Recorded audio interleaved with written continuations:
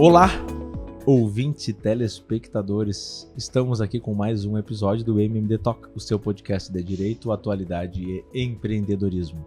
É sempre um prazer iniciar mais um episódio. Estamos aqui, mais de 60 episódios gravados. Sem dúvida. Ainda poucos inscritos, né? Então que esse número possa aumentar.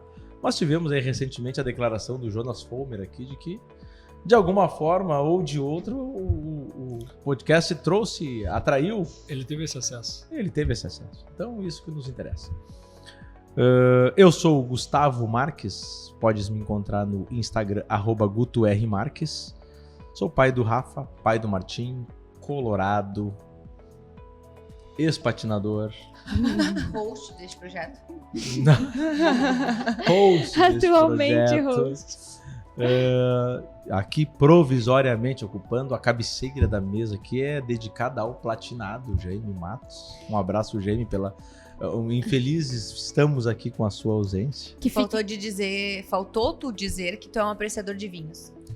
Sou um apreciador de vinhos. 2025 trarei dicas culturais de vinhos. A Renata tá E- querendo um vinho, só Mas pode. também faltou dizer que ele é apreciador de ditados populares, né? Também. Verdade. E que eu bem me recordo, assim, de ouvir muito quando era criança, que quem senta na ponta paga a conta. Então, acho que Fica basicamente tranquilo. teu papel hoje é esse. Assumirei esse compromisso. Que bonito. Mas gostei dessa ideia, porque eu estou realmente trazendo muitos ditados populares recentemente. Não somente aqui no episódio. Em off, inclusive. Não em off, no dia a dia. E A idade. Antes que a gente entre no assunto, mas enfim, eu acho interessante porque ele te traz possibilidades e abre portas interessantes. E de fato, o que eu falei outro dia, a sabedoria popular, ela carrega muita coisa com ela. E ditados, às vezes, que caem em lugar comum, numa discussão que já não fazemos mais, trazem ensinamentos, né? Ela, a eterna host deste projeto, está aqui à minha esquerda. Por favor, olhe para a câmera que mais lhe favorece e apresente-se. Eu sou Renata Adreira, advogada do MMD Advogados, ex-patinadora, ex-padelista. E tu me encontras no Instagram, Renata Emidreira. Tu só citou o que tu é ex. O que tu é atualmente? Advogada. Tu é advogada. Isso. Tu te resume assim. Atualmente nós estamos conseguindo fazer só isso. É só isso. Tem sido a ocupação Brilhantemente principal. só isso, entendeu? A gente tem sido mãe de pet, assim, por Isso. obrigação. Obrigação. Isso. Higiene pessoal mantém. Estamos tomando banho ainda. Tá certo. Não, esses princípios básicos estamos conseguindo além da Às advocacia. vezes bom, o entendeu? lencinho umedecido. Isso. Que bárbaro. Por favor, doutor Roger Abrantes, olhe Cadeira para cativa, né? câmera 1, cadeira Que mais lhe cativa favorece. e apresente. Muito prazer não, de novo, muito prazer, mas muito contente de estar aqui mais uma Sempre vez. uma nova oportunidade. Roger Abrantes, advogado do MMD. Meu Instagram é Roger Abrantes _. @Roger Abrantes _. Exato. TikTok? O que tu encontra lá nesse Não. Instagram? Não. Então somente vídeos do escritório. Dancinha. Viu só? Olha só. Dancinhas de sunga, não. Com o Jaime. Com o Jaime. Exato. Tem potencial. Dancinhas de Ah, tu não sunga sabe? com o Jaime. Exato. A gente definiu essa semana que no Paleta Atlântida do ano que vem, o Gêmeo e o Roger vão ser da mesma equipe. Falta o terceiro assador. Luiz Quer te Otávio, hein? candidatar? Fica o convite. É, Poxa exato. vida. Da Loma tá convocado. Por favor, soberana de Teutônia, apresente-se para nós. Olá, sou a Gabriela Lerner, ex-patinadora, descobri hoje. Descobri hoje que Isso é um vale título qualquer importante, coisa. entendeu? Mãe de pet, nas horas vagas, não muitas, advogada do MMD Advogados, tu me encontras no Instagram, Gabriela Lerner _. E Encontras episódios do podcast no meu Instagram. encontra o episódio de podcast no teu Instagram. Olha aí. Quantos Inclusive- episódios já na carreira? Com esse aqui já são 15. Mais de 10, eu Mais acho. de Mais 10, de 10. no mínimo. Mas o episódio que realmente deu ibope foi o que vocês contaram que eu era soberana de Viu? Teutônio. Com certeza. Foram Eu queria muitas dizer- mensagens curtidas. Agora, Brunão, aqui Brunão, embaixo vai estar bota- passando o vídeo dela, tá, Brunão? Bota o videozinho dela, soberana então. na hora do anúncio, tá? Eu vou te providenciar o vídeo, fica tranquilo. E hoje temos aqui uma convidada conosco aqui. Por favor, Raquel, apresente-se para a câmera 3. Olha, eu me chamo Raquel Sandri, sou natural aqui de Lajeado, resido em Lajeado, mãe da Gabriela, que é o meu orgulho, e atualmente trabalho com assessoria de empresas. Meu hobby Anterior. Antigo, meu ex-hobby era trabalho, workaholic, né, nas alturas, mas mudei de vida e hoje o meu hobby é uma roda de samba, uma resenha com uma cervejinha e tá aí, ó. Fica o convite. A cervejinha já tá aqui. O mesmo hobby do Dr. Gustavo Marcos, aliás, Eu vou né? dizer, inclusive, que a gente poderia providenciar, né? Uma roda de samba pro próximo episódio. Olha aí. Mas assim, ó, a meta da Raquel agora é ensinar a Gabriela a tomar cerveja. Isso. Mas eu vou ajudar. Não, isso eu não vou pode ir pro ajudar. ar. Eu vou Ela já ajudar. tem 18, mas não pode ir pro ar. Deixa comigo que eu vou A ajudar. gente vai ajudar. Eu vou ajudar. A Mas gente roda tem de samba várias vai coisas chegar. que a gente vai ajudar. E Isso. são poucos percussionistas que eu vejo igual o Dr. Marcos aqui. O Tá que esse vendo? cidadão Depois toca... de tomar uma cervejinha, impressionante. É tudo é um potencial. possível. Vou bem na cuica.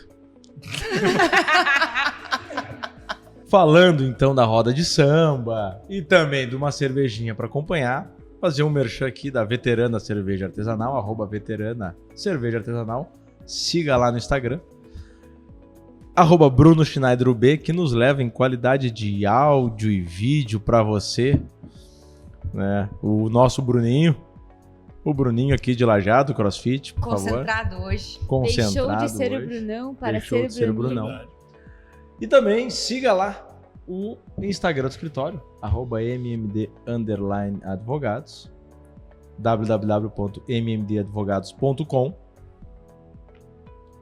Confere lá no site, siga no Instagram. E vamos lá. Renata, a eterna host desse programa, que tem o dom, a habilidade, a vocação Verdade. de A educação. fazer Perguntas? boas abordagens. Não perguntas. Perfeitamente. Não perguntas são simplórias, simplistas. Exato. Perfeitamente. Boas abordagens, fazer com que os nossos convidados sintam-se à vontade. Perfeitamente. Então traga a Raquel para a conversa. Sabe que eu conheci a Raquel, enfim, através da Gabriela, mas muito ouvi falar da Raquel de forma indireta, porque Bem ou mal? bem, Bem, todas as bem. vezes muito bem, inclusive sendo citada como exemplos durante o treinamento do Lince que nós fizemos, eu e o Roger, no Mastermind. O nosso instrutor Laércio muitas vezes trouxe... Laércio Pave? Exatamente esse. Um abraço, Trouxe- Laércio. Abraço. Brunão, cita o Laércio aqui na postagem também. @Laércio Pave. Gustavo, não tenho certeza que é esse, mas nós vamos providenciar. Deve ser. É isso? Então, a Raquel foi citada algumas vezes então no nosso treinamento Lince e sempre despertou curiosidade de conhecer então quem era essa mulher que o Laércio tanto falava e falava com cases de muito, muito sucesso e que despertava a curiosidade de conhecer mais a Raquel. Então, Raquel, vou pedir para que tu te apresente um pouquinho mais e fale da tua experiência, enfim, e como chegou até aqui, porque o que eu conheço é a Raquel que trabalha na Gráfica Cometa, mas existe uma história por detrás Com de tudo certeza. isso. Com certeza. Inclusive, que honra fazer parte dessa mesa, né, gente? Eu tava acompanhando já nos bastidores e acompanhei vários episódios de vocês e é muito bacana que existe um trabalho, mas que existe vida, que existe ser humano e que isso é verdadeiro. Então, isso é muito gratificante poder estar aqui com vocês. Para falar de mim, de Raquel, tem uma história. E antes da história profissional tem né, a minha história de vida. Sou de uma família de classe média baixa. Se o pai tivesse parado um pouquinho antes nos filhos, teria sido classe média. Mas daí foram 5, né? Eu sou a mais nova, e vocês que são do direito vão concordar comigo. Há um empate técnico, eu tenho um irmão gêmeo, mas eu nasci por último, então eu sou a mais nova. 15 minutos. E Diferença grande, hein? Pra gente. Pois né? pois Foi, Diferença 15 grande. minutos. E, enfim, uma infância muito feliz, graças a Deus, uma família muito unida. E estudei em escola pública todo o meu ensino, até o ensino médio.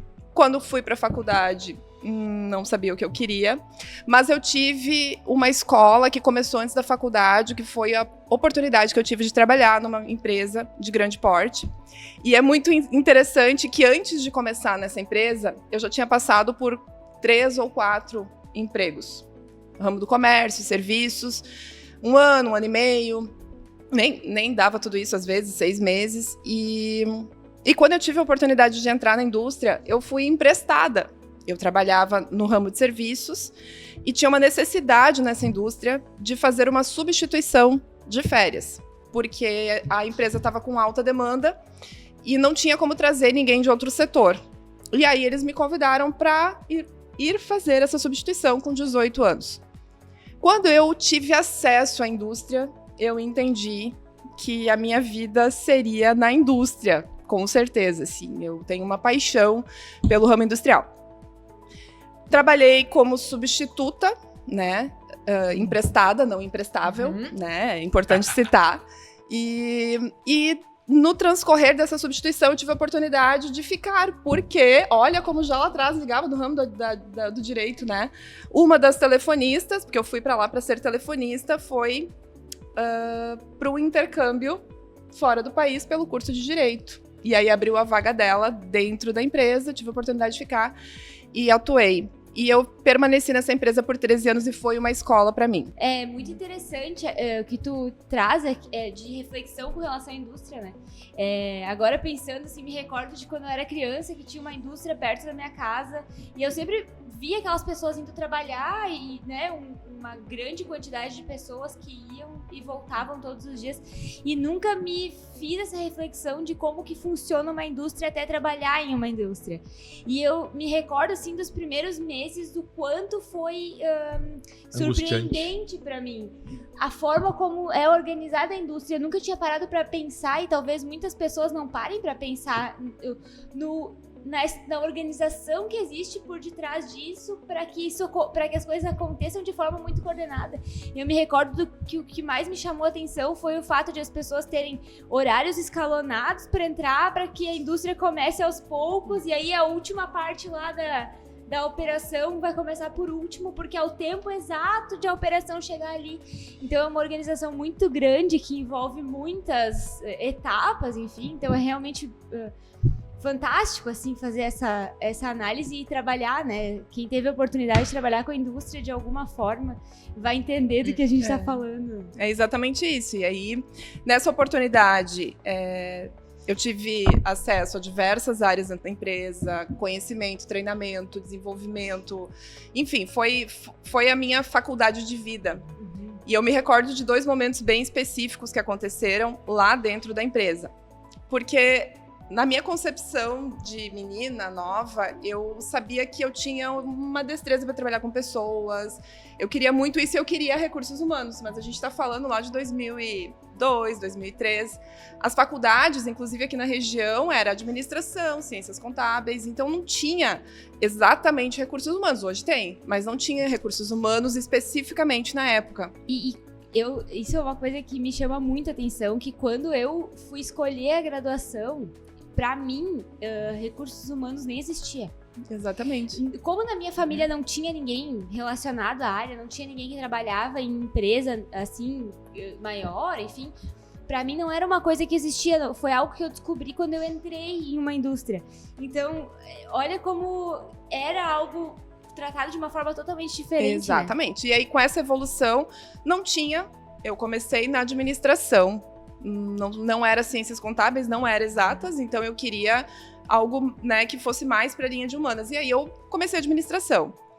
E continuei trabalhando, enfim, e o tempo foi passando. E num determinado momento, mesmo estando trabalhando no telefone, alguns vão lembrar que há um tempo atrás existiam prêmios de gestão. O PGQP, por exemplo, era muito forte aqui no Rio Grande do Sul. E me convidaram para participar do grupo de estudos do PGQP dentro da empresa. Tá, adorei a oportunidade, né? Nunca perdi, sempre fui movida a desafio, então eu quis.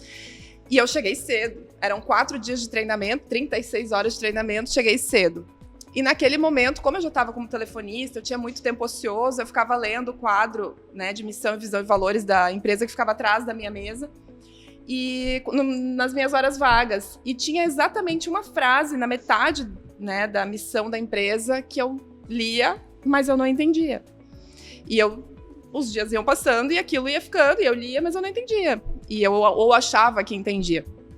E no dia que começou esse treinamento, eu que cheguei cedo, e o gestor da unidade de São Paulo, da matriz, já na sala de treinamentos, e chegou o instrutor. E quando o instrutor chegou, ele foi lá, trabalhou o aparato dele lá, deixou tudo prontinho para o treinamento, caminhou até o quadro, se parou na frente do quadro e começou a ler. Quando ele chegou exatamente naquela frase, ele se virou para nós e perguntou. Não entendi o que significa isso daqui. E dizia exatamente assim: produzir embalagens metálicas com no mínimo 3 peças. Parece lógico, parece não lógico, mas eu não entendia. Por que 3 peças? O que eram as 3 peças? E era uma indústria de embalagens metálicas que trabalhava com fundo, tampa e corpo. Ou fundo, anel e corpo. Então, obrigatoriamente, tinha que ter no mínimo 3, poderiam ter mais. Simples, mas eu não sabia explicar. E aí o gestor de São Paulo levantou e foi até lá e explicou. Naquele exato momento, eu não consegui mais prestar atenção em nada. A minha vontade era ir pra casa, me enfiar embaixo de uma coberta, assim, até, né? E ficar ali quietinha, tentando absorver aquilo ali, porque caiu uma ficha muito importante pra mim. Eu tinha muitos desejos, muitos anseios, mas eu não ia atrás do que era uma informação importante. Eu acreditava que eu sabia e estava tudo certo. Então, uma pessoa que recém tinha entrado na empresa parou ali e fez a pergunta que eu não tinha feito há muito tempo. Aquele momento ali foi um momento de muita divisão de águas na minha vida. E a partir daquele momento eu tomei decisões diferentes. Bom, gostava de pessoas, queria uma oportunidade de recursos humanos, essa oportunidade nunca aparecia e eu fazia tudo quanto era curso que vocês podem imaginar que saía de gestão de pessoas, gestão por competências, saiu na época. Nossa, me inscrevi por gestão de competências. Fiz muitos cursos, mas a oportunidade de recursos humanos não vinha. Passaram-se alguns anos, num determinado momento, um gestor de São Paulo também, da matriz, estava no Rio Grande do Sul e me convidou para almoçar. Ele disse, tem tempo para almoçar? Meu horário de almoço era às 13 horas. Eu disse, olha, depois das 13, ok. E aí a gente desceu para o refeitório da empresa e ele olhou para mim e disse, Raquel, o que está acontecendo contigo? Tu sempre foi espontânea, sempre sorrindo, simpática, ativa. Eu tô te achando tão pra baixo, tão quietinha, tão na tua, tão sem sal. E aí eu despejei o meu latão, né? Eu disse, olha, eu realmente acho que esse aqui não é o meu lugar. Por isso. Eu amava a empresa, né? Imagina se eu não amasse. E aí ele olhou pra mim e ele disse pra mim assim, eu vou te falar uma coisa agora que muito possivelmente tu vai sentir raiva de mim. E eu faço questão que tu sinta. Presta atenção quem são as tuas companhias. Porque, muito provavelmente, o que está acontecendo contigo tu convive com pessoas que estão sempre olhando o lado ruim das coisas. Se tem sol, é ruim porque está quente. Se tem chuva, é ruim porque está chovendo. Se tem sal na comida, é porque está salgada. Se não tem sal, é porque está sem sal. Presta atenção nisso. E eu, na hora, e toda vez que eu conto a história, eu me arrepio. Tô arrepiada agora, inclusive. Na hora, eu pensei assim, um pouco revoltada, né? Quem é esse cara que tá sentado aqui na minha frente, que não convive comigo, que não sabe com quem eu convivo todos os dias, pra vir aqui querer me falar com quem eu tenho que andar? E ele disse pra mim assim, inclusive, eu não tô pedindo pra te deixar de ser amigo dessas pessoas. Pelo contrário. Mas presta atenção, que algumas coisas na tua vida vão mudar.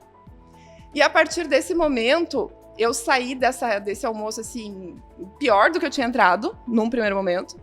Mas na sequência de eventos da semana, começaram a cair as fichas. E, de fato, ele tinha muita razão. Era exatamente isso que eu estava vivendo. Eu estava absorvendo, estava sendo uma esponjinha das coisas ruins que as pessoas traziam. E, a partir daquele momento, eu também promovi uma mudança significativa e essa mudança acontece até hoje. De observar com quem a gente anda, o que a gente escuta, de filtrar as informações. Bom, os anos, como eu disse, passaram. Desse almoço para frente, eu tive uma evolução gigante dentro da empresa e foi muito voltado na área de gestão de processos, que é a área que eu amo e atuo até hoje, né? Gestão estratégica, gestão de processos, gestão de projetos. E comecei esse trabalho dentro da empresa, numa oportunidade dentro da empresa, me desenvolvi nessa área e gestão de pessoas ficou de lado, né? Deixei adormecido. O tempo passou e tu citaste antes, né, Renata? Eu fiz o Lince. Fiz o meu Lince lá em 2012. E aqui em Lajeado? Aqui em Lajeado. E nesse momento eu voltei para o universo de pessoas, consegui compreender comportamentos, os meus também, trabalhar muito os meus comportamentos e comecei a entender por que eu não estava tendo resultado em determinadas situações, principalmente nas de treinamentos, com as pessoas. E comecei a usar as ferramentas, aplicar as ferramentas, virei uma fã de Napoleão Hill e em 2015, eu tive a oportunidade de me formar instrutora da instituição. Então, fiz toda a caminhada de evolução. Mas o mais bacana de tudo isso é que a partir do momento que a gente começa a adquirir o autoconhecimento, começa a se perceber, a se entender, a gente modifica as nossas ações e, consequentemente, os nossos resultados. Mas, principalmente, as relações e os resultados com as pessoas. Então, essa é a Raquel de hoje. Aí, em 2015... Quando eu me formei no Mastermind, eu também optei por sair da empresa, fiz a minha transição de carreira por quase um ano. Saí da empresa em março de 2015 e aí eu comecei com a consultoria de empresas. E aí, até 2018, eu atendi diversas empresas e de 2018, especificamente até hoje, eu atuo dentro da Gráfica Cometa fazendo essa assessoria de gestão com a direção da empresa. Esse é um resumo, assim... Sintético, mas nem tão sintético, mas ainda assim trazendo um pouco dessa tua história. Isso. Né? Acho que interessante que dentro de temas que a gente trata aqui, né, corriqueiramente, valoriza ou enaltece também de uma certa forma bastante essa questão da parte da questão comportamental, né? Exatamente. De valorizar isso, de enxergar isso e de talvez colocar esse ponto com a importância que ele merece, acho que dentro do cenário social atual, né? E até observando, acompanhando os episódios, teve um momento, Gustavo, que tu falou, um episódio sobre a carreira de vendedor. Ela é ensinada em muitos treinamentos, mas não existe uma faculdade. Trazer isso para o dia a dia, a gente desenvolver essas habilidades de vender, que é um viés, e de negociar, que é outro viés, é bem importante. Isso também faz parte do dia a dia de qualquer profissional, não é uma, duas profissões, é de todas as profissões. Mas conhecer de pessoas. Eu tô aqui, eu preciso saber, eu preciso entender qual é a motivação do Roger, qual é a motivação da Gabriela, a do Gustavo, a da Renata, e compreender a minha. E a soma das nossas motivações é que vai entregar um resultado bacana no final, né? Então, isso é fundamental em qualquer negócio. Bom, além disso, eu trabalho muito na área da gestão, né? Então, não é só a gestão estratégica, ela é o objetivo, né? Mas para ter a gestão estratégica, obrigatoriamente tu tem que ter os pilares, a gestão de pessoas, a gestão dos processos, a gestão dos clientes e aí a gestão dos resultados. Então, ferramentas lá, né? Lá da antiga, depois pós-guerra, muito atuais hoje. Elas se reinventam com nome, com alguma melhoria ali, mas elas continuam sendo muito atuais e muito praticáveis no dia a dia para a gente fazer uma boa gestão de negócios. Que eu diria que é o maior desafio de todas as empresas, né? Mas o que eu tava brincando, vou te interromper antes de tu falar, mas que eu falo recentemente, que eu fico brincando falando dos ditados populares, não é? Tudo é cíclico, né? Tudo é cíclico. E a gente está vivendo um momento de ruptura muito importante, de uma ruptura forte com uma história. E de uma certa forma essa ruptura ela traz avanços para um lado, mas ela esquece, ela relega, ela deixa de lado avanços e conhecimentos históricos, né? Então, essa ponta que tu disse, questões do pós-guerra, questões muito mais antigas, né? De tradições simples que eram tradições que eu falo não na questão da tradição, mas sim a tradição de passada, né? De adiante, geração a geração, seja de uma forma verbal, seja como conhecimento, seja com um avanço da forma que for, ela de uma certa forma ela vai sendo relegada. E ali na frente ela vai voltar, e isso já aconteceu em outras oportunidades, está acontecendo de novo. E E é engraçado quando a gente acaba, às vezes, não se atenta para esses detalhes, né? Porque esse conhecimento ele facilita. Né? A gente pode aprender na dor, aprende no amor ou na dor. E a gente pode ouvir, prestar atenção, de alguma forma tentar olhar para esses aprendizados que existem aí há tantos anos. Né? A gente pode olhar lá para trás, para um momento histórico que a gente não tem aquele relato e não sabe o que aconteceu, mas a gente tem um apanhado muito grande já da história que se aprendeu muito. E ciclicamente isso aí foi esquecido, depois se aprendeu de novo, e a sociedade de uma forma geral apanhou. Exatamente. E aprendeu de novo, e apanhou. Hoje, inclusive, a gente está passando por um processo de obras lá na empresa e o fornecedor de esquadrias veio ver, enfim, o prédio ele tem 37 anos, a gente está fazendo reformas, e ele comentava isso, hoje a gente está aqui. Aí a gente brincava, vou fazer o melhor para durar mais 37. E aí ele brincava, hoje a gente tá aqui. Depois de 37 a gente não tem mais como garantir. E o que vem pela frente, né? O que esperar da mão de obra. Mas eu acho que esse é um papel nosso, é diário, o reclamar que a mão de obra tá escassa, o reclamar né, o resmungar não vai resolver. A gente tem que trabalhar comportamento das pessoas para que elas tenham interesse, que elas consigam gerar o comprometimento para entregar o resultado e ter né, perpetuidade nisso. É difícil? Mas é o que a gente está passando. E eu gosto de dizer, é uma frase que eu ouvi há muito tempo, acho que o Roger me disse um dia assim, as tuas frases prontas, eu tenho várias, tu é do ditado, eu sou das frases prontas. mas sabe que isso é recente para mim. Mas faz muito sentido, e isso, além de facilitar e aproximar numa negociação, num debate, traz um conhecimento, ele carrega um conhecimento, às vezes, que a gente deixou de lado. Exatamente. Tem uma frase que no dia que eu ouvi ela fez muito sentido para mim. Era um momento muito distante, inclusive, do que eu tô hoje. E ela passou a ser meio que um mantra na minha vida, assim, principalmente quando acontece um problema. Que nós somos remunerados pelo tamanho do problema que nós somos capazes de resolver. Então, essa frase me pegou de um jeito que problema não passou a ser uma coisa ruim. Cliente bem importante da empresa começou a apresentar problemas de oxidação nas embalagens. Eu não era da área de controle de qualidade, cuidava da área de a qualidade assegurada. Então, eu cuidava de uma parte desse processo, mas toda a análise, todo o processo de investigação de causa estava com o controle de qualidade. E foram feitos diversos testes, vieram amostras, a gente tem que, imagina, é uma lata que sofre pressão, então o risco é muito grande, a gente tinha um problema grave para ser resolvido. E não estávamos encontrando a causa raiz, então a gente trabalhou em ações não era de correção, eram ações de contenção naquele momento. Começamos a colocar sílica na carga, porque essa embalagem ela saía do Rio Grande do Sul em cargas fechadas de caminhão. Passava pelas intempéries, né, do tempo, então umidade, calor, frio, e aí umidade, né, umedecia os fardos.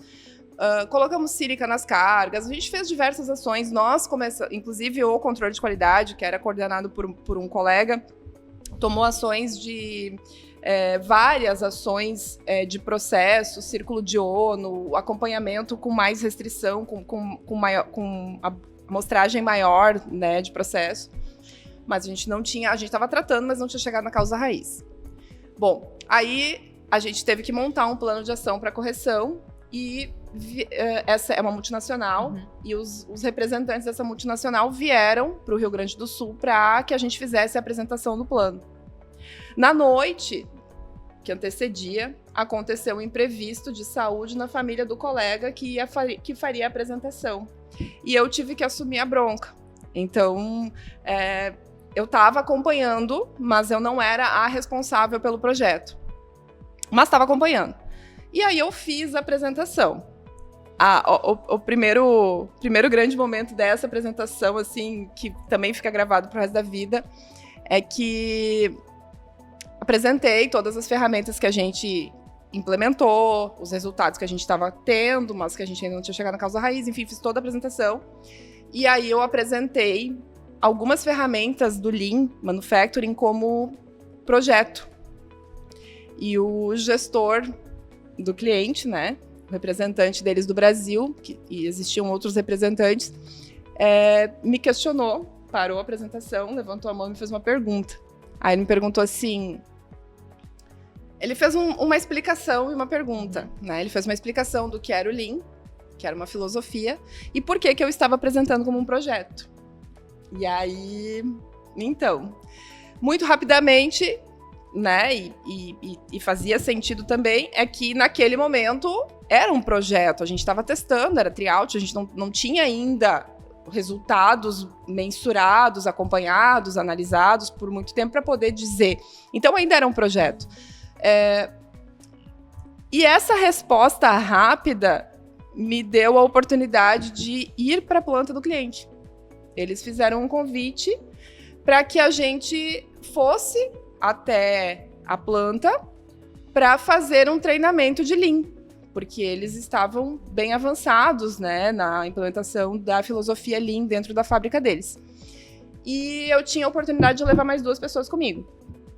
E aí eu convidei a menina que era responsável pelo atendimento ao cliente deles e convidei a menina que era responsável pelo controle de qualidade, que estava sendo a executora das ações, digamos assim, diretamente do projeto, das ações que estavam sendo implementadas na fábrica.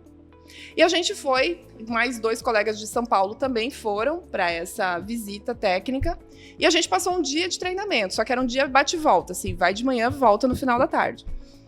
E o treinamento lá foi um treinamento muito bacana, eles simularam uma fábrica, a produção, uma produção enxuta, muitos aprendizados, muita troca, mas eu queria entrar na fábrica. Eu tinha muita curiosidade de ver o processo. Para mim, essa visita não faria sentido nenhum voltar para o Rio Grande do Sul sem ter acesso ao processo produtivo. E eu pedi para o Marcos na época, eu disse, Marcos, tem como, a gente tem um tempinho, tem como a gente acessar a fábrica? Políticas internas, deixa eu ver aqui. E ele foi verificar e a gente tinha exatamente 1 hora. E aí ele conseguiu levar nós até a produção desse processo, que era linhas de aerosol. Tinha os outros processos, mas eram essas linhas de aerosol. Para minha surpresa, até não tão positiva, eu esperava um baita de um processo, eu imaginava algo grandioso, assim. E era um processo simples, um processo, linhas contínuas, assim, eram 4 ou 5 linhas de produção, num pavilhão, e no final do pavilhão, tu olhava, assim, tinha o estoque das embalagens. E aí a gente começou a caminhar, a olhar ali o processo produtivo, enfim, e aí a gente foi caminhando em direção ao estoque, óbvio que a gente quer ver o que é nosso, né? Eu vou no mercado hoje, olho as embalagens, eu não consigo ficar longe das embalagens. E aí... essa minha colega, que era do controle de qualidade, começou a caminhar com passos mais largos. E quanto mais a gente se aproximava do estoque, mais ele dava para a rua. Ele não era dentro do pavilhão. Ele ficava... boa parte do estoque ficava a céu aberto. E aí ela já começou a me olhar. Ela caminhava e olhava. Ela caminhava e olhava para mim. E aí a gente foi indo. E quando a gente chegou bem próximo do estoque, o estoque estava completamente... assim, não é que ele estava completamente inadequado, mas ele estava, boa parte do estoque inadequado, e assim, as embalagens estavam adulteradas, elas estavam abertas, eles iam lá, tiravam as latinhas e levavam o processo, então não conseguia manter a condição de proteção. Imediatamente a gente entendeu a causa raiz do problema, mas a gente teve que ter acesso à planta do cliente para conseguir entender, e entender que não era um problema originado de fábrica, era de acondicionamento na planta do cliente. Então, a partir daquele momento, a gente também conseguiu evidenciar, por essa visita, a causa raiz do problema e tomar as ações daí, o cliente tomar as ações que eram cabíveis a ele e não a nós, e todo o trabalho que a gente estava tendo. Do todo, né, Renata? Eu costumo dizer que nada é em vão. A gente aprendeu muito com isso, a gente teve muitas trocas interessantes com essa informação e foi um aprendizado para a vida. Porque a partir desse momento, eu consegui compreender realmente essa questão de que, ok, eu tenho que fazer análise de causa, concentrada no meu processo, mas eu tenho que ter no radar o processo do meu cliente, o acondicionamento do meu cliente, as condições se elas estão sendo respeitadas. Então, tem muita coisa bacana que a gente tira de uma experiência como essa. Então, acabou sendo citada, porque é a resolução de problemas, sessão 8, né, treinamento.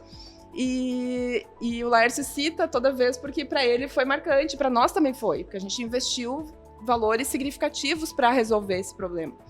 E é isso, assim, é olhar para o problema com a intenção de resolver ele sempre, mas conseguindo ser o mais abrangente possível para conseguir chegar na causa. Né? Exatamente. Às vezes a gente não...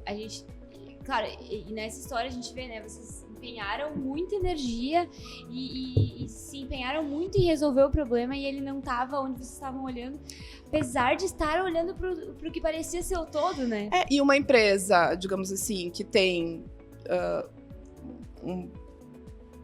uma capacidade gigante de ter o controle, o processo controlado. E às vezes acontece isso dentro da nossa casa.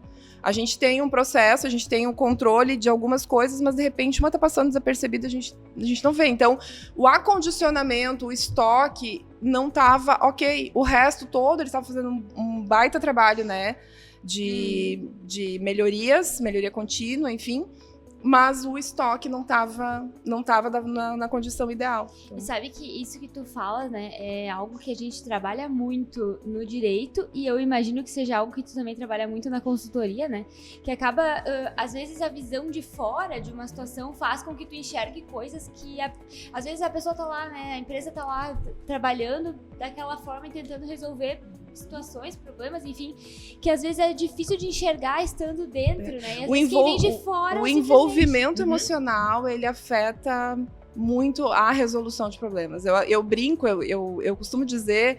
em todas as conversas com funcionários, por exemplo, quando a gente tem que resolver uma situação, o problema começou a persistir, sai fora. Vai tomar uma água, vai tomar um café, vai trocar uma ideia, porque quanto maior o envolvimento emocional ali, menor a chance de a gente conseguir resolver alguma coisa. Isso não é só dentro da indústria, isso é em qualquer área, né? A gente precisa sair fora, olhar de fora, né? De uma forma mais ampliada. Então, isso é realmente... É assim que funciona, eu não vejo outra forma de fazer. E por isso que às vezes a gente fala muito, né, sobre a importância de contratar assessorias de consultoria estratégica, de consultoria jurídica, né?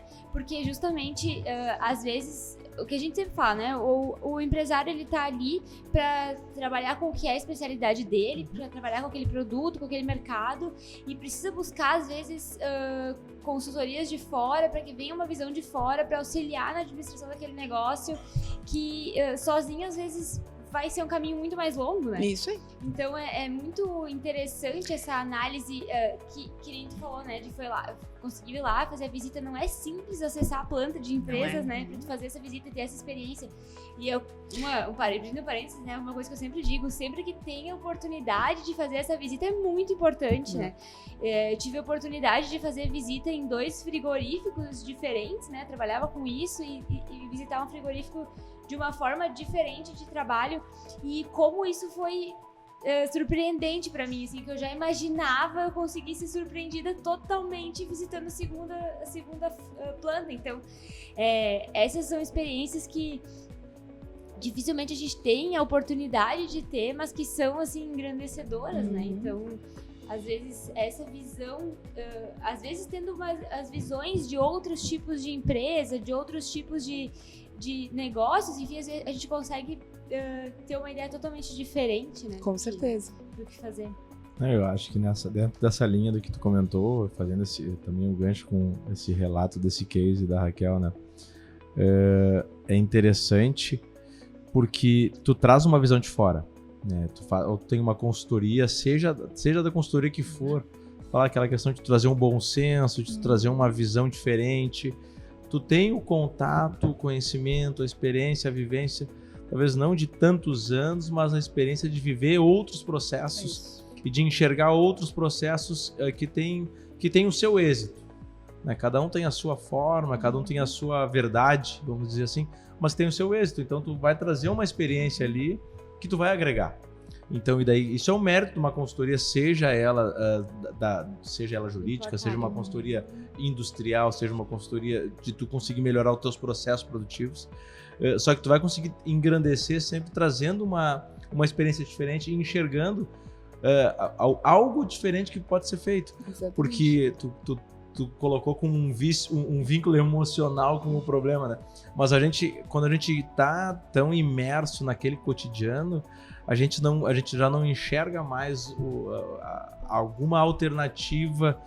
Não é nem para resolver um problema, mas a gente não enxerga nenhuma alternativa que possa enfrentar aquela situação de outra forma. E vocês Né? vão, Nem que não seja um problema. vocês vão concordar comigo, né? Não Em sei se geral, vou. Não vamos sei ver, se vamos vou. ver se a gente Eu já vai tentar, discordo. vamos tentar. Em geral, quando a gente enxerga dentro de uma empresa, muitas vezes as pessoas ali dentro, elas estão tão concentradas em vestir a camisa, em estar ali dentro, em ser empresa, em fazer parte e tal, que acaba não tendo tantos contatos fora. E acaba que as outras empresas são outras empresas. A gente não tem aquele vínculo tão próximo. Às vezes precisa de um auxílio e busca, o colega tal trabalha em tal empresa, e aí tenta buscar um Trocar uma contato, figurinha trocar uma ali. ideia, mas é muito menos. É muito pouco pro que seria o ideal do dia a dia, que às vezes acontecem muitas coisas, tem que pensar como fazer aquilo, quando na verdade várias empresas estão fazendo de formas diferentes e tu tem que começar uma forma, às Tu tá vezes, olhando né? para a indústria, vou dizer assim, não vamos dizer todas, mas quase todas elas, os processos vão ser diferentes, as linhas vão ser diferentes, cada uma vai ter a sua verdade, os seus pontos positivos, os seus pontos Concordou. negativos. Porque tem um Viu? contexto muito subjetivo nisso tudo, né? Tem uma subjetividade muito grande, por mais que tenham indexadores ali objetivos que conseguem fazer esse juízo comparativo, mas tem um condão subjetivo da empresa que eu acho que é complicado. Eu até acho que são quebras de paradigma, né? As empresas naturalmente nascem pequenas, na sua totalidade, elas vão crescendo, o olho do dono engorda, o negócio, sim, se ele tiver ali, só que E tem um teto, ainda tem um desafio que é o dono conseguir sair E o do negócio operacional para o negócio crescer. Ele chega num teto e ali fica porque ele não consegue largar o operacional. É uma situação. A outra situação que hoje eu vejo, por exemplo, o direito entrando assim com muita propriedade, com muita força, é na capacidade de participar dos conselhos consultivos da empresa e vir de uma forma preventiva, ao invés de... eu acho que ainda está muito enraizado na sociedade a questão do corretivo, né? Vai lá e mete um processo, vai lá e me defende nesse processo. Muito no corretivo, na grande maioria dos casos, ainda tem o direito como algo, né, que não pode ser um apêndice da empresa e que pode vir trazer soluções bem interessantes. Então, o Conselho Consultivo ter a participação de apoio do direito, da contabilidade, da engenharia de produção, se for dentro do processo produtivo. Enfim, ter essa gama de apoio para fazer o negócio crescer. Porque chega num determinado ponto, vai ter que ser além da visão do dono, muitas vezes. E aí eu penso que isso é bem interessante, sim. E o que a Gabi estava falando na questão do colaborador, quando dentro da empresa, das empresas, mas especificamente hoje, onde eu atuo, essa ideia, essa sugestão de interação. Eu sou impressora, tu trabalha numa corte vinco, tu trabalha numa coladeira, daqui a pouco tem uma pessoa lá do sistema de gestão. Tudo bem o teu conhecimento técnico naquela atividade, mas não quer dizer que aquela outra atividade ali não possa te agregar e te trazer um conhecimento que tu pode aplicar na tua função. Isso é dentro de uma indústria, mas isso é em qualquer área. Em qualquer área, porque se o direito vai para dentro de um frigorífico, ou vai para dentro de uma indústria de pregos, ou se vai para dentro de um escritório renomado, tu vai sempre fazer a troca, vai ter sempre o benchmarking, né? E isso foi uma coisa que me chamou muita atenção quando eu comecei a atuar no direito, né? E com relação à questão de consultoria preventiva, enfim, de tu precisar, da forma como tu tem que pensar o negócio. E eu vi muitos colegas tendo o mesmo start assim, que eu tive de... Não, pera, a informação ela não vem. Isso acontece muito, né?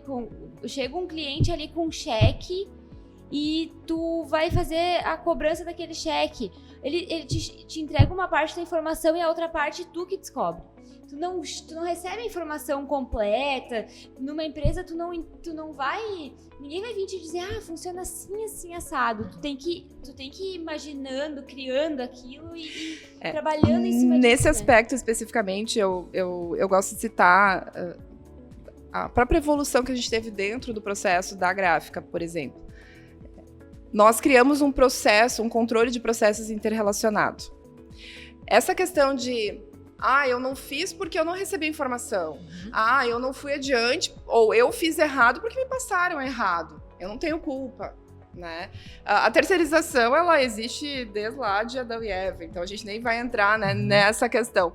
Mas a autorresponsabilidade e a responsabilidade de passar adiante algo com qualidade. O que é a qualidade?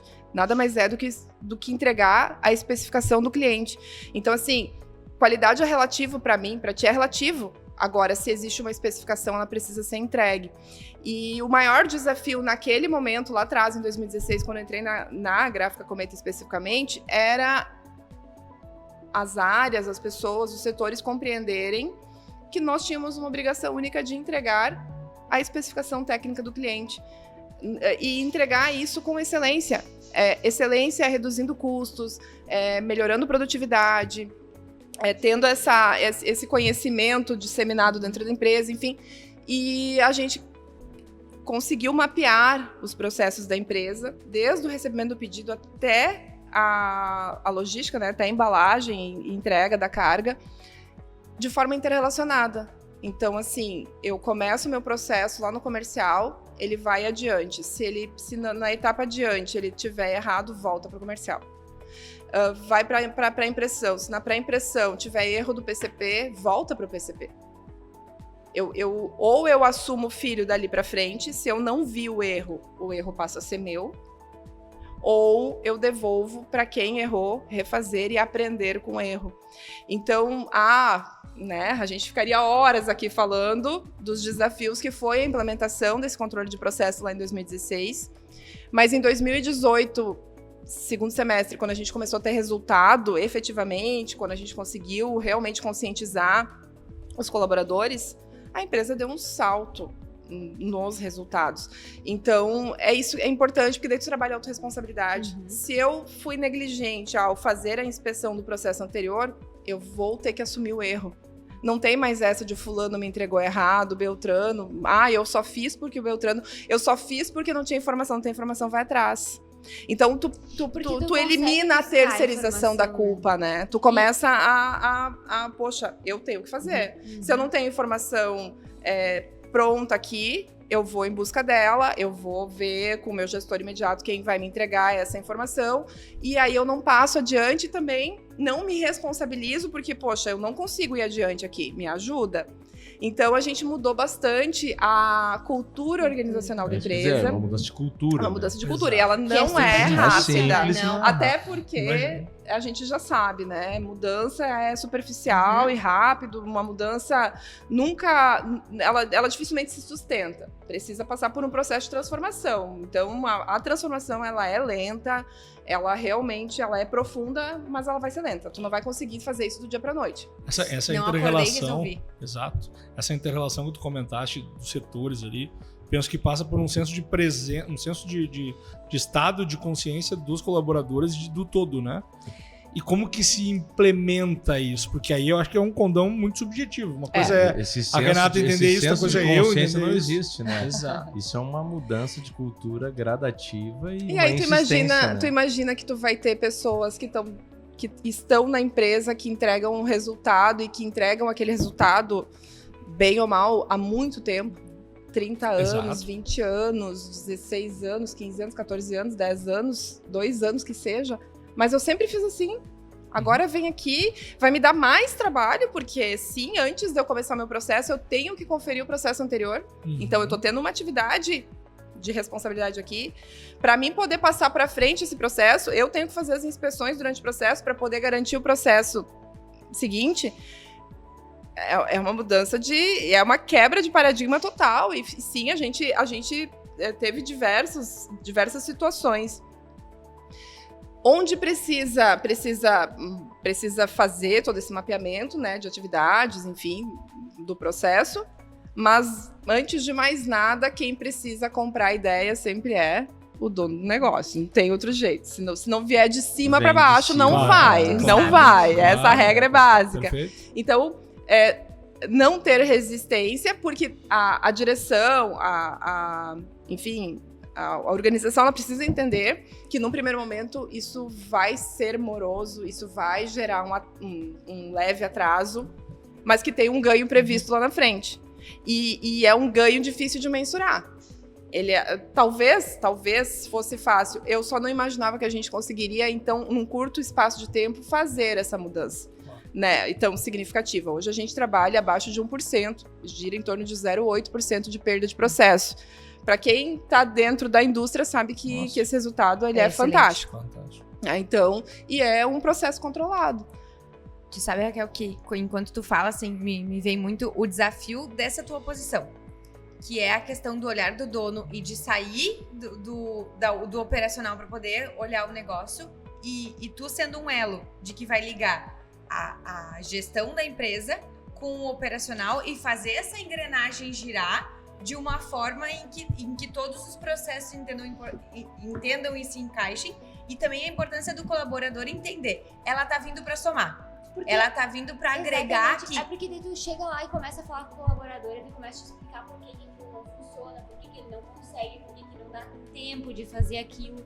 E aí tu começa a escutar ele, vai, daqui a pouco tu entra no que ele tá te falando e é o que não pode. Então precisa manter, né, esse desvinculado daquela realidade ali, continuando ali, que precisa ter essa mudança de cultura. Aí é subjetivo, como o Roger falou.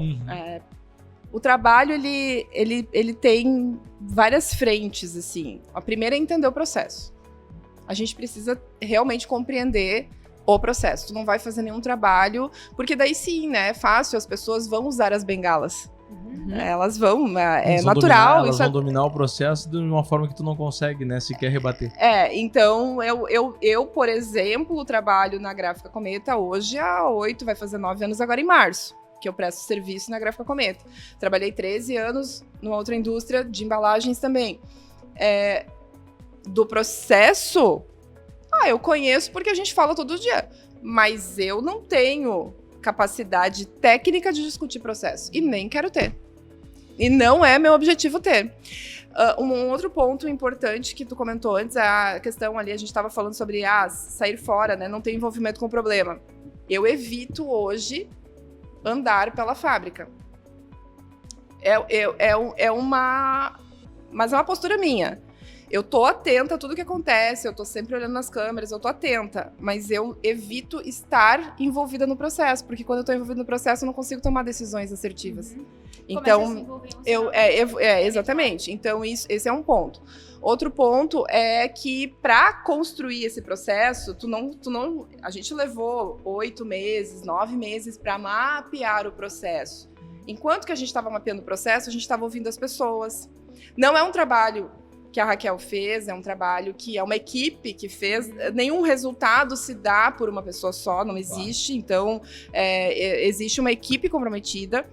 E a gente, enquanto que a gente mapeava, a gente foi ouvindo as pessoas, foi entendendo os desafios, a gente foi mudando formas de fazer, a gente foi evoluindo nas ferramentas que a gente tinha, a gente foi entregando recursos que não se tinham, a gente foi, digamos assim, compreendendo os desafios de recursos, os desafios de maquinários, os desafios de ergonomia, enfim, tudo que era desafio, e foi buscando entregar resultados enquanto que a gente mapeava já o processo.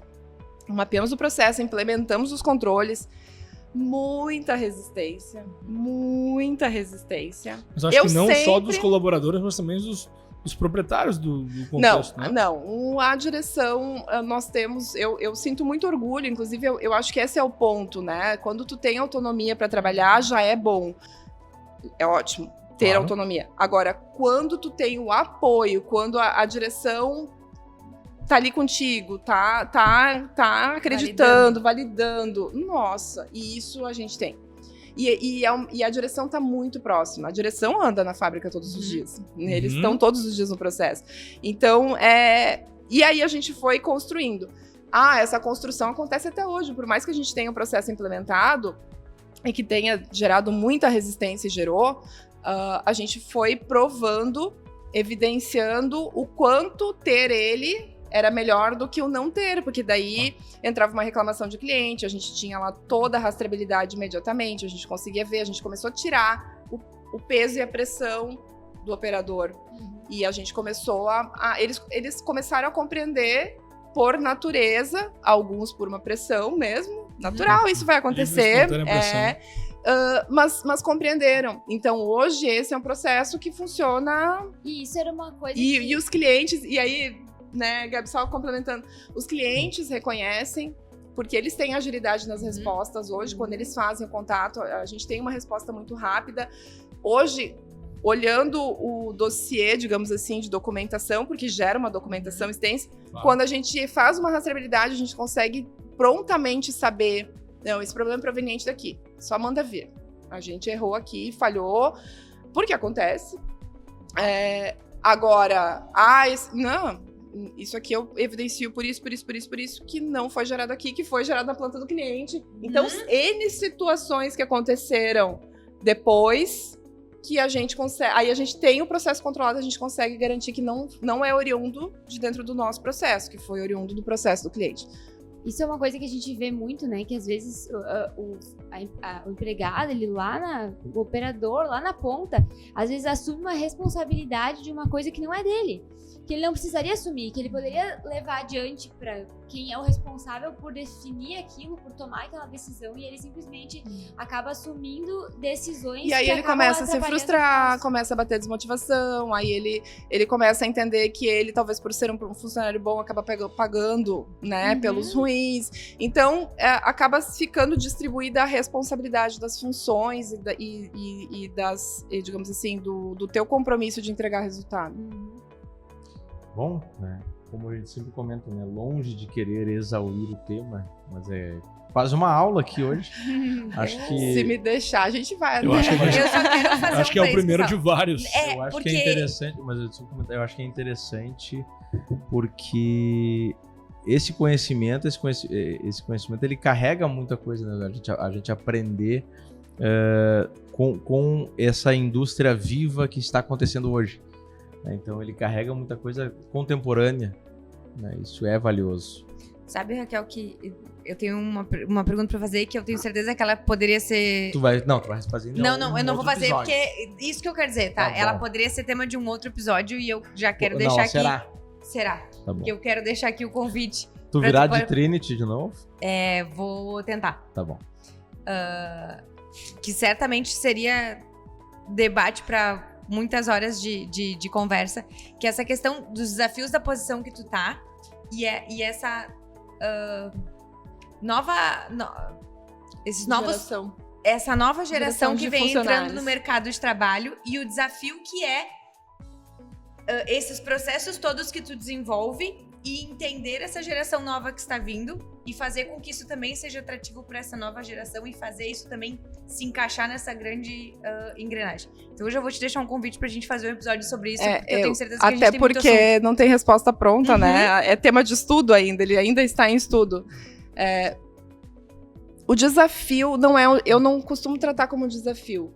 Eu entendo, e é uma premissa minha, que acreditar nas pessoas. Quando a gente trabalha, conhece, desenvolve comportamento, a gente consegue compreender o que motiva as pessoas. E quando eu sei a motivação dela, eu consigo fazer com que dentro da empresa ela se encaixe dentro de uma função que ela se sinta melhor para trabalhar. Vou gostar de tudo que eu faço? Não necessariamente. A minha filha, quando tinha 4 para 5 anos, ela não gostava de secar o cabelo, e ela tinha um cabelão. Até hoje ela tem, graças a Deus. E ela chorava, porque eu explicava pra ela que ela já tinha idade pra começar a secar o cabelo dela sozinha, e ela não queria secar sozinha porque era mais confortável, a mãe secava, ela ficava no colinho, enfim. E um dia eu sentei ela no meu colo e expliquei pra ela que ela teria que fazer isso pra sempre. Era dela. E que tava na hora dela aprender. E que nem sempre a gente vai fazer tudo que a gente gosta. Mas quando a gente coloca amor, quando a gente decide gostar, quando a gente encontra motivo pra gostar de alguma coisa, fica mais leve. Quando fica mais leve, fica mais atrativo. E quando fica mais atrativo, a gente se apaixona. Então, quando eu sinto paixão pelo que eu faço com gosto. E foi uma conversa. Eu nunca mais tive problema. Inclusive, a Gabi levanta todos os dias, às 6 ou 5, se ela vai fazer cardio, enfim, toma banho, lava o cabelo, seca o cabelo. Até hoje. Eu acho que é tornar consciente que nem tudo vai ser, na nossa vida, a gente não faz só o que a gente gosta. Essa geração, acho que o desafio é esse. A gente não faz só o que a gente gosta. Aproximar as coisas que a gente gosta do nosso dia a dia e colocar muita paixão nisso é o que dá resultado. Então, acho que esse é o trabalho que a gente tem para fazer com essa geração aí. Mas isso é para outro programa. Vamos lá. Sem dúvida. Em outro programa também teve tu falou lá no início e me marcou porque isso é uma coisa que também foi uma virada de chave para mim, especialmente para trabalhar com o direito, né? Quando tu falou na forma como tu olha para o problema. Né, às vezes, tu enxergar o problema e tu viver o problema é uma coisa e tu enxergar que o problema ele é uma oportunidade para ti, e dependendo do profissional e especificamente falando da questão de um advogado, né, onde ainda já existe uma mudança de cultura, de uma ideia mais preventiva, mas isso ainda é incipiente dentro do tamanho do mercado. A gente está falando ainda do problema, ele ainda tu ser enxergado como um resolvedor de problemas. Então, tu conseguir especificamente te relacionar com o problema não de uma forma desgastante. Porque o problema ele é uma oportunidade, talvez não olhar o problema com bons olhos, mas na verdade enxergar o problema com uma forma de tu resolver sem tu ter um envolvimento que torne aquilo ali pesado para ti. Acho que esse ponto é um ponto que é interessante, falando aí em relação ao meio do direito, em relação ao meio da consultoria que tu exerce, e em relação ao meio de uma série de formas de relação do mercado, né? Porque o problema é o que move ainda a maior parte das empresas que não trabalham com nenhum tipo de prevenção, aí seja da seara que a gente for tratar aqui, não enxerga a prevenção, mas enxerga um apagar de incêndio. O problema ele vai existir. Naturalmente. Tu levantou, tu tomou a decisão de levantar da cama, tu sabe que tu vai decidir. Só que aí é a decisão de o que eu tô disposto a resolver, né? E não entrar no problema o que eu tô disposto a resolver é tu ter dimensionado qual é o risco para esse caminho. Isso. É claro, depende do tipo de problema. Do tipo de problema, que exatamente. Então, mas eu lembro muito, assim, que lá atrás, lá no começo da minha carreira profissional, eu tinha um colega, e aí a Raquel lá de trás, eu sempre digo, eu olho para trás, eu tenho 2 sentimentos, assim. O orgulho da minha evolução, e muita vergonha. Mas vergonha é algo bom, no sentido bom de, nossa, melhorei. Olha que bacana, melhorei, evoluí. Né? A gente olha e vai olhar esse podcast, amanhã a gente vai gostar, daqui 1 ano, 2 anos a gente vai odiar. E aí mas não é no sentido de odiar, é no sentido de, vergonha, nossa, eu mudei meus gestos, mudei minha postura, né, enfim. E o Roger vai se arrepender desse cabelo. O cabelo tá bonito. Hoje, daqui a 2 anos. Não, e aí agora ele passou lá atrás e aí piorou. Tava melhor antes. Mas eu tinha um colega meu que naquela época lá atrás, aí, nossa, eu entrava no problema de cabeça. E, inclusive, na maioria das vezes não eram problemas meus. Eu entrava de cabeça nos problemas dos outros, né? Uau, eu achava o máximo ainda sofrer pelos problemas dos outros. E esse meu colega, ele vinha com muita calma, muita sabedoria e dizia, não se preocupa, tu não precisa saber resolver todos os problemas. O importante é tu ter o telefone de quem saiba. E naturalmente tu falava, resolve com fulano, resolve com ciclano. Então ele tinha os telefones. E aí, assim, são aprendizados que naquele momento tu até fica irritada com a pessoa. Poxa, nem isso te tira do sério. Mas hoje, quando eu olho pra trás, olha a sabedoria de alguém que tava do meu lado. E é isso. O problema não precisa ser resolvido por mim sozinha. A troca de ideias, às vezes é um cafezinho que vem uma ideia bacana, que nem tem nada a ver com o problema, mas opa, peraí. isso ali aqui que vai pode... surgir. A resposta vai vir dali. Isso aí. Então, acho que é isso. Eu vou, ainda que nosso horário tenha estourado totalmente, eu vou pedir uma dica cultural, porque eu tenho certeza que ela se preparou com uma dica cultural. Não deixarei isso passar em vão. Eu teria algumas, eu citaria Napoleão Hill por paixão, mas eu ganhei no final do ano de aniversário um livro que estava na minha lista. Eu estou lendo, não concluí ele ainda, mas chama... E ele é bem curtinho, pequenininho. É Picos e Vales. É do Spencer Johnson, o autor do best-seller Quem Mexeu no Meu Queijo. E ele fala sobre justamente isso, né? O erro que a gente comete hoje vai gerar um momento ruim amanhã. Mas as ações sábias que a gente toma hoje vão resolver os problemas de amanhã. Então, essa linha comportamental é a linha que normalmente eu gosto, né? É o que me instiga. E eu acho que fica a dica. A gente está sempre em evolução. Estar no vale não é bom. Do Taquari, sim, mas estar no vale não é tão bom. Mas o vale é o impulso para a gente chegar no pico. Já diria o nosso glorioso Raul Seixas, né? Somos uma metamorfose ambulante. Exatamente. E estamos sempre... em Evolução. mudança. Não sei se evolução, mas em mudança. Sem dúvida. Eventualmente para vales. Muito obrigado pela companhia e presença de vocês. Contamos com certeza com a presença da Raquel aqui em outra oportunidade. Espero que tenha gostado, espero que tenham gostado. Adorei. Roger vai vir com um novo penteado. Vai. Tenho certeza absoluta. Um novo visual. Mais Aguardaremos a Soberana. Soberana de Teutônia aqui em outras oportunidades. E a Trinity, muito obrigado. As ordens. Curta, compartilhe, se inscreva no canal. Tchau! Tchau. Tchau.